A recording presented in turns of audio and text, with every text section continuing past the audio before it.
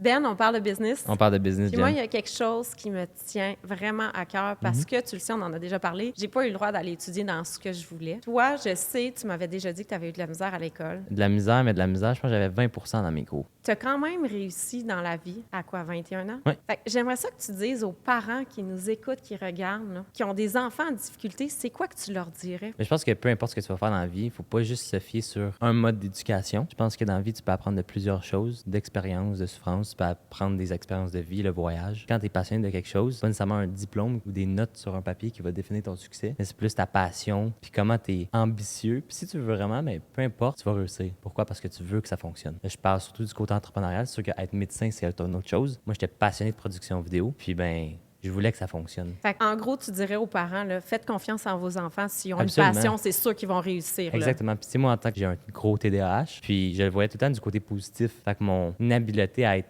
hyper-focus, qu'on appelle en anglais, Ouais. ça m'a permis de tout le temps être vraiment driven, puis d'avoir l'hyper-focus sur ce que je voulais faire, qui est pour moi de bâtir une business de production vidéo. Puis ta créativité aussi. Exactement. Là, Puis j'ai jamais dérogé de ma ligne directrice. Je savais exactement ce que je voulais faire. J'étais juste super intense là-dedans. Tandis qu'il y a d'autres personnes qui ont peut-être pas un TDAH, qui n'ont pas cette habileté-là. Fait que c'est de prendre tes faiblesses comme une force, d'en tirer le maximum de positif là-dedans. Ben bravo. Merci, Jen. Je trouve ça vraiment cool à voir.